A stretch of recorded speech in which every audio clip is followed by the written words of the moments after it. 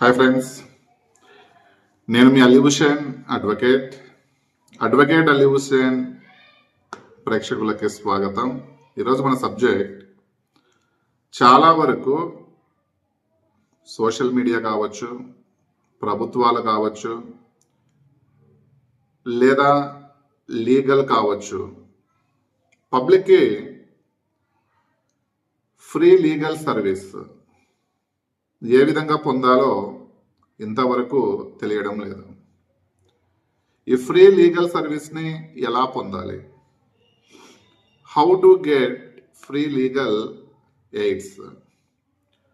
How to get free legal AIDS, free legal సర్వీస్ని ఎలా పొందాలి, ఎవరు దీనికి అర్హులు, ఎలాంటి వారు ఫ్రీ లీగల్ ఎయిడ్స్ని పొందవచ్చు అనేది నేను ఈరోజు మీకు క్లియర్గా చెప్తాను. న్యాయం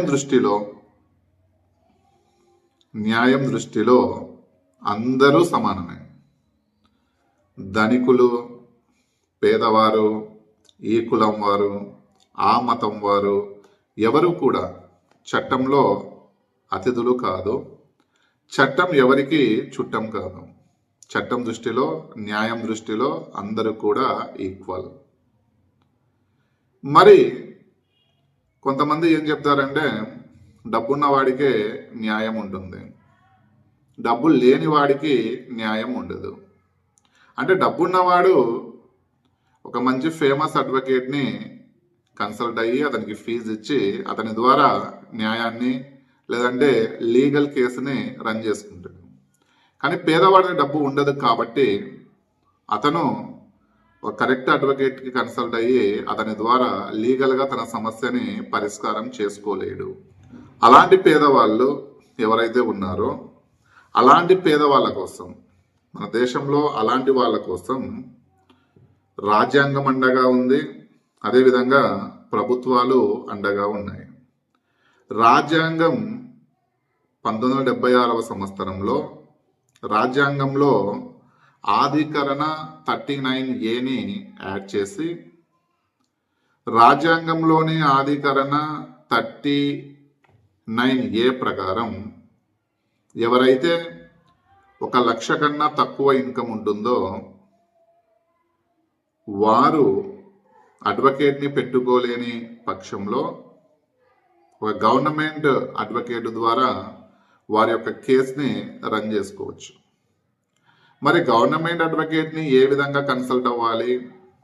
ఏమన్నా డాక్యుమెంట్స్ ఏమన్నా సబ్మిట్ చేయాలా? లేదు గవర్నమెంట్ అడ్వకేట్ని మనము మన కేసు కోసం నియమించుకోవాలి అంటే దానికి ఏమైనా ప్రాసెస్ ఉందా అంటే, first of all me case ఏంటి, మీరు దేనికోసం న్యాయాన్ని పొందాలనుకుంటున్నారు, దేనికోసం మీరు కోర్టుకు రావాలనుకుంటున్నారు, ఎవరి వల్ల మీతో అన్యాయం జరిగింది,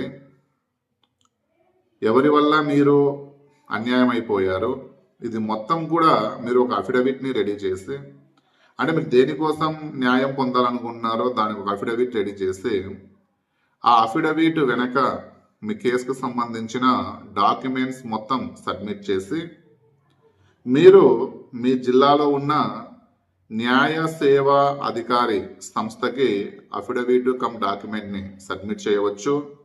లేదు అంటే రాష్ట్ర న్యాయ సేవ సంస్థకి కూడా మీరు ఈ డాక్యుమెంట్ అఫిడవిట్ని సబ్మిట్ చేస్తే వారే ఒక అడ్వకేట్ని నియమించి మీకు న్యాయం జరిగే విధంగా దోహదపడతారు. సో ఇది నా వీడియో నచ్చితే ఫస్ట్ ఆఫ్ ఆల్ మీరు లైక్ చేయండి. ఇందులో ఉన్న సమాచారం మరో 10 మందికి తెలియాలనుకుంటే మీకున్న ఫేస్బుక్, ట్విట్టర్, వాట్సాప్ ద్వారా వీడియో షేర్ చేయండి. నమస్తే, ధన్యవాదాలు.